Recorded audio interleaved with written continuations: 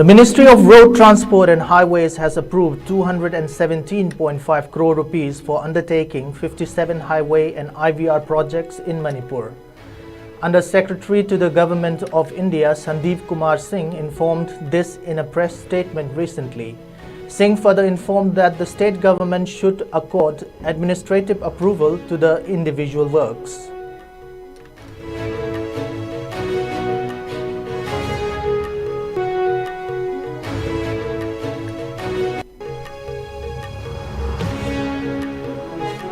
Chief Minister N. Biren has shared updates on two major development projects in Senapati districts, which are expected to bring significant positive change to the region. In a recent social media post, the Chief Minister highlighted the progress of the Indian Institute of Information Technology (IIIT) in Mayankang, and the Chief Minister also mentioned the ongoing construction of a multi-level parking facility, the first of its kind in Manipur.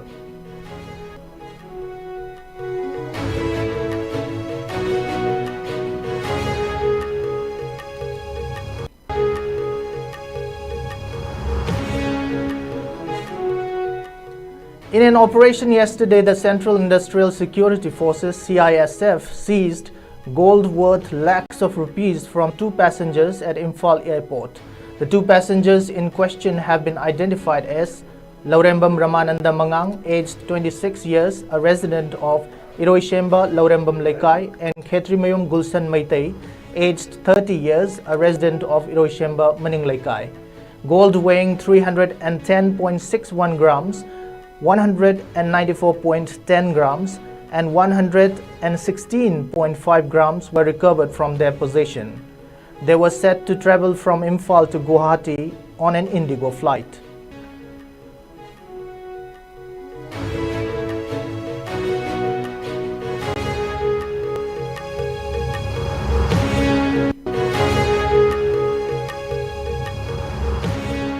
The Ministry of Finance Department of Expenditure has announced a revision in the rates of dearness allowance (DA) for central government employees in an office memorandum issued yesterday.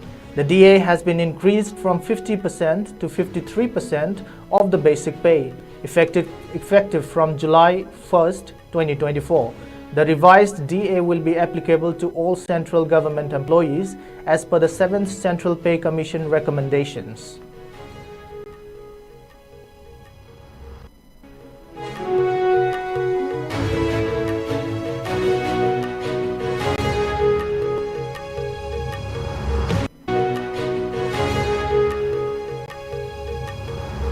In a major security operation, security forces recovered various arms and ammunition from Aigijang, Kangpokpi district.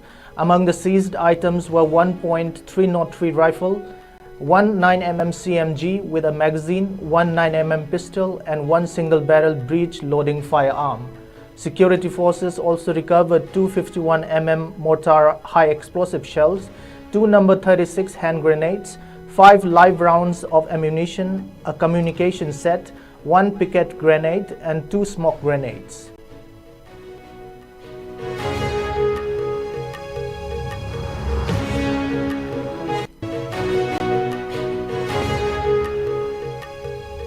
In an extraordinary spectacle, a large flock of Amur falcons were witnessed soaring across the skies of Tamenglong district today, captivating local residents and bird enthusiasts alike.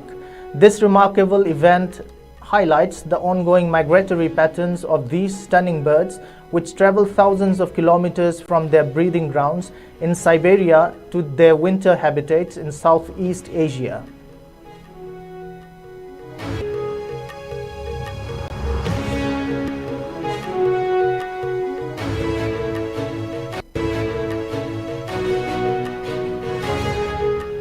A training session on organic production of field peas along with the distribution of seeds was held today at Lamboikul Community Hall in Kundrakum, AC. The initiative was part of the MOV-CDNER Phase 4 program and focused on empowering the farmers of the Yelhow Farmer Producer Company. The event was organized by the Diocesan Social Service Society, DSSS, with support from the Department of Agriculture. Key attendees included Nodal Officer for Millet from the Department of Agriculture, K.H. Nimaichan Singh, Service Provider of DSSS, Avoyo Lunglen, and Chairman of Yellow FPC AB, Elangbam, who served as Presidium members.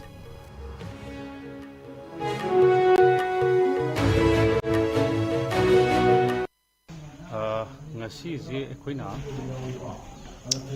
Yellow FPC ki makhad leba FIC ki farmers ji pujalaga koigi lambui khun rema community honda training program pangthok che hairiba training program je mapungoina koigi hawai thaba filti hawai thagadaba farmers ji da kamaina karamba technology sijanaraga karamba mongda hawai tharagati magi pothok hena phagani aduga magi tarakadaba laina tina oi taragaju madu kamaina ngantokani aduga magi pothok hena puthoga aikoi farmer jingi income je kamaina hena akoi double income langani hen income langani haibi gi matangda yellow FPC ga aikoi gi DSS service provider ga punna punjalaga akoi gi C gi program singa si je lamu khunda pantok chabani. Prime Minister Narendra Modi has embarked on a two-day visit to Kazan in Russia, where he will participate in the 16th summit of the BRICS grouping, which includes Brazil, Russia, India, China, and South Africa. Key issues on the agenda include Russian President Vladimir Putin's proposal for BRICS-led payment system aimed at countering the SWIFT international financial network, from which Russian banks were excluded in 2022. Additionally, the summit will address the escalating situation in West Asia. During his visit, Prime Minister Modi is expected to hold a series of important bilateral meetings, including discussions with Russian President Vladimir Putin and Chinese President Xi Jinping.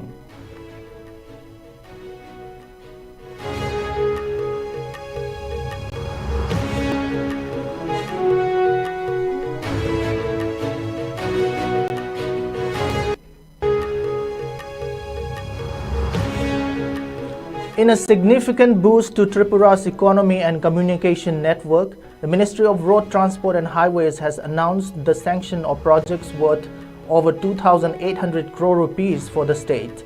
This development follows a review meeting chaired by Union Minister Nitin Gadkari, attended by Tripura Chief Minister Professor Dr. Manik Saha at Vanijya Bhavan yesterday.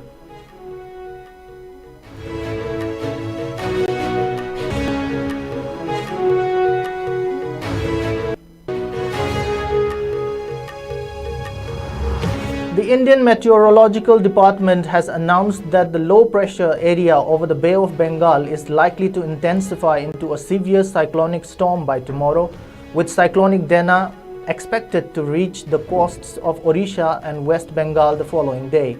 Heavy rainfall is anticipated in both states for at least 3 days, continuing until Friday.